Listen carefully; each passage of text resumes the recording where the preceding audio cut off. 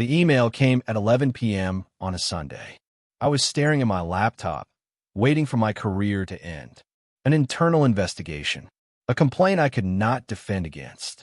Someone from 3 years ago was claiming I had said something inappropriate at a conference. I did not remember saying it. I did not remember the conference. I did not remember the person. But they had filed a complaint. HR was involved. Lawyers were involved. I was going to lose my job over something I could not even remember doing. The email subject line was Chicago Conference 2019, the elevator. I did not remember any elevator. I did not remember Chicago. I almost deleted it. I thought it was spam, but something made me open it. The woman said she had been in that elevator with me 3 years ago. She said I had helped her. She said I had mentioned something about my work, something specific, a detail about a project I was struggling with. She said she had been nervous that day. She said I had been kind. She said I had told her something that made her feel less alone, and she had written it down. She attached a document. My name was on top. Her notes from that day, 3 years ago. She had written down what I said, every word, and that one sentence was about to save everything. Because the complaint against me claimed I had said something cruel, but her notes proved I had said something else entirely. Something kind. Something the person accusing me had twisted. Something I had forgotten. But she had not.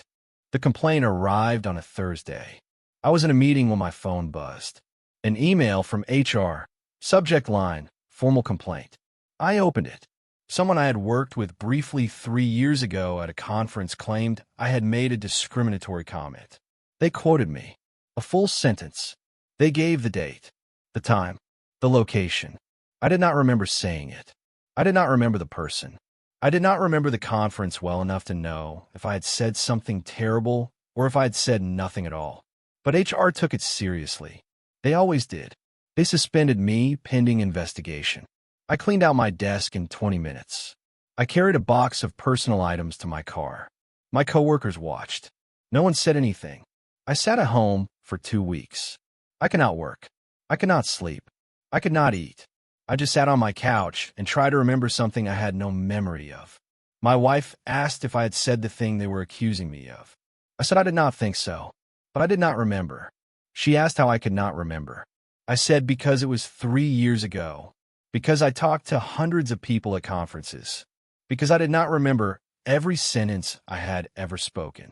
She said that was not going to help me. She was right. I had no defense except my memory, and my memory was not cooperating. Margaret, the HR director, interviewed me over video call. She was cold, efficient. Her face gave nothing away. She read the accusation. It was specific.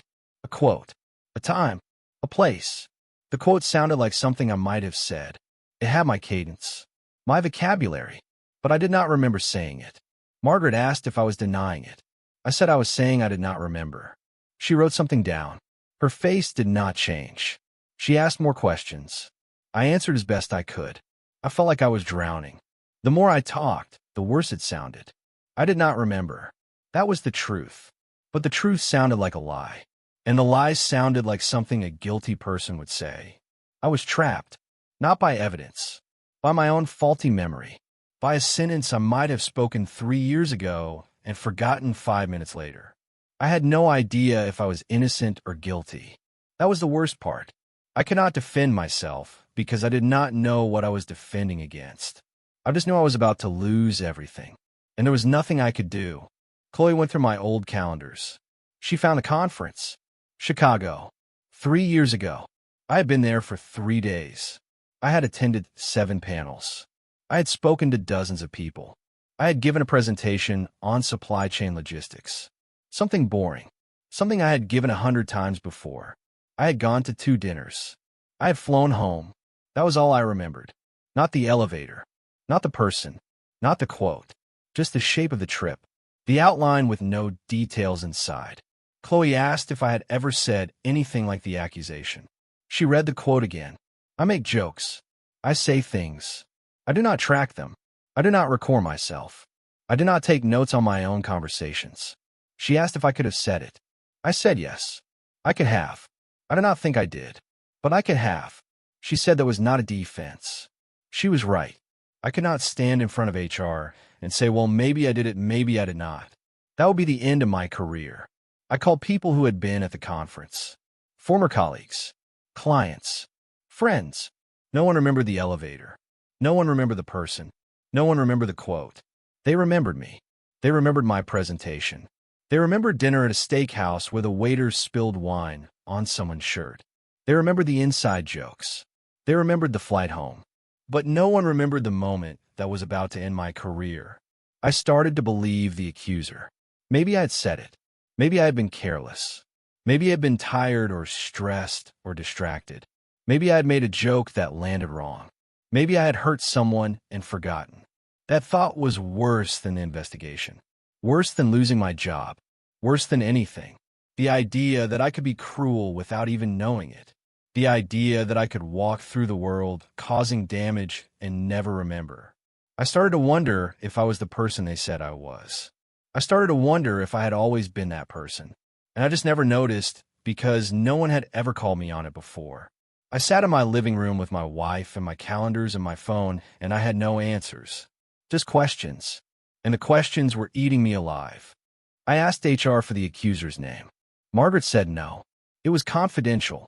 They protected accusers. That was policy. I asked if I could apologize. She said the accuser did not want an apology. They wanted an investigation. That was all she would say. I sat in my home office after that call. I stared at my screen. I was being accused of something I did not remember. I could not defend myself because I did not know who was accusing me. I could not apologize because they did not want one. I could do nothing. Nothing but wait. And waiting was the worst part. I tried to find the accuser myself. LinkedIn, conference attendee lists, old emails, social media. I searched for anyone who had been at that conference. Anyone who might have been in that elevator. Anyone who might have heard something. I found someone who might have been there. I sent her a message. She did not respond. I found another. She said she did not remember me. I found a third. A man. He said he remembered the conference, but not any conflict. He said everything had seemed fine. He said he was sorry he could not help. I was chasing ghosts. No one remembered anything, except the person who was accusing me. And that person would not talk to me, would not look at me, would not give me a chance to understand what I had done. Margaret scheduled a final meeting. Video call. She said the investigation was almost complete. She would make a recommendation to leadership. She did not say what the recommendation would be. I asked if I should lawyer up. She said that was my choice. Her face said I should. I called a lawyer that afternoon. A man named Paul. He specialized in employment law. He listened to everything. He asked if I had any witnesses. I said no. Any evidence? I said no. He said without evidence, it was my word against theirs. And they were the accuser. That was not good for me. He said I should prepare for the worst. I hung up. I sat in my home office. I had never felt so helpless. I had done nothing wrong. Or I had done something wrong and forgotten. I did not know which was true. And I was about to lose my career because I could not prove a negative. Because I could not remember. Because no one else remembered either. I was alone. And I was terrified. The lawyer told me to prepare for the worst. He said companies often side with accusers to avoid liability. Even if the accusation was false. Even if there was no evidence. Even if I was innocent. I asked what I could do. He said find someone who remembered something. Anything. A conversation. A context. A witness. Someone who could place me in that elevator. Someone who could say what I had said or not said. Someone whose memory was better than mine. I went back through my notes from the conference. Old notebooks. Old emails. I found a schedule. A list of panels. A list of attendees. I spent 3 days reaching out to everyone on that list. Dozens of emails. Most went unanswered. The ones that answered did not remember me. Or the accuser. Or the elevator. They remembered the steakhouse. The spilled wine. The flight home. They remembered everything except the moment that mattered. I started to lose hope. I stopped eating. I stopped sleeping. I just sat at my computer and refreshed my email and waited for someone to save me. No one came. My wife saw me falling apart. She sat next to me. She said I was not the person they were describing. I asked what if I was. What if I just did not remember? She said she had known me for 10 years. I was not that person. The investigation was wrong. The accuser was wrong. Or someone was lying. I asked who would lie. She said someone who wanted to hurt me. Or someone who was confused. Or someone who heard something from someone else. I wanted to believe her. But belief was not evidence. Belief would not save my career. I needed proof. And I had none. I was ready to give up. I was ready to call the lawyer and tell him to settle. To accept whatever punishment they gave me. To walk away from a career I had built over 15 years. I was ready to disappear. Then my phone buzzed. An email. 11 p.m. on a Sunday. A name I did not recognize. A subject line that made no sense. Chicago Conference 2019, the elevator. I almost deleted it. I almost gave up, but something made me open it. And the words on that screen changed everything. The email from Naomi arrived on Sunday night. I was sitting in the dark. My laptop was the only light in the room. The subject line said Chicago Conference 2019, the elevator. I opened it. She said she had been at the conference. She said she had ridden the elevator with me. She said I had helped her carry her bags. She said I had been kind. She said she took notes about everyone she met. It was a habit. She wrote down something about every person. A detail. A quote. An impression. She said she did it to remember. She did not know why. She just did. She attached a scan of her notes. Her handwriting. Dated 3 years ago. It said, met David in elevator. He was stressed about a presentation. Mentioned he was worried about offending someone. Said he sometimes jokes too much and worries it lands wrong. Said he was trying to be better. He helped me carry my bags. Kind person. I read the note 10 times. I had no memory of this conversation. No memory of Naomi. No memory of carrying bags. But her handwriting was there. The date was there. The words were there. I had said that. I had worried about offending someone. I had worried about my jokes landing wrong. I had said I was trying to be better. That was not the statement of someone who made cruel comments without thinking.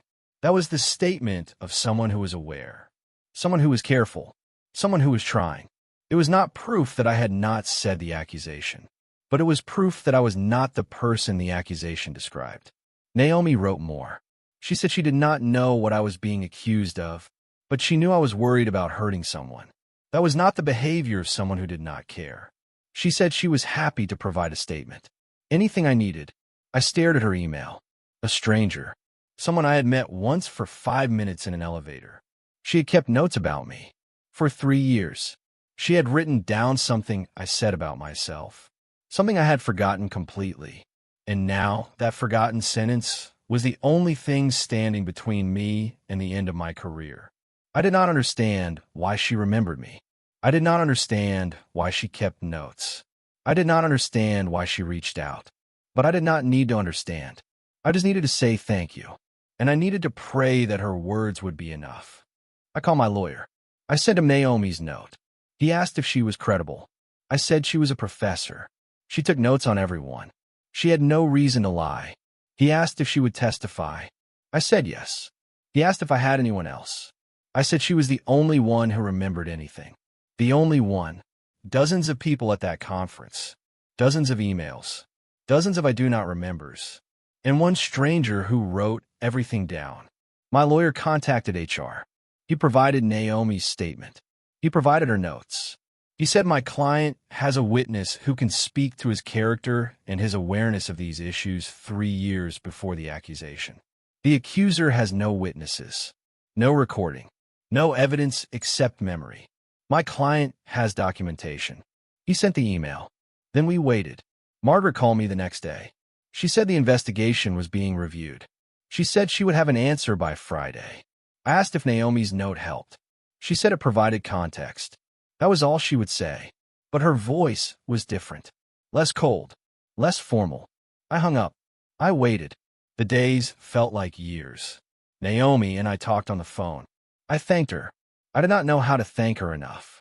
She said she took notes because she forgot everything. Her memory was terrible. She had learned to write things down or they disappeared.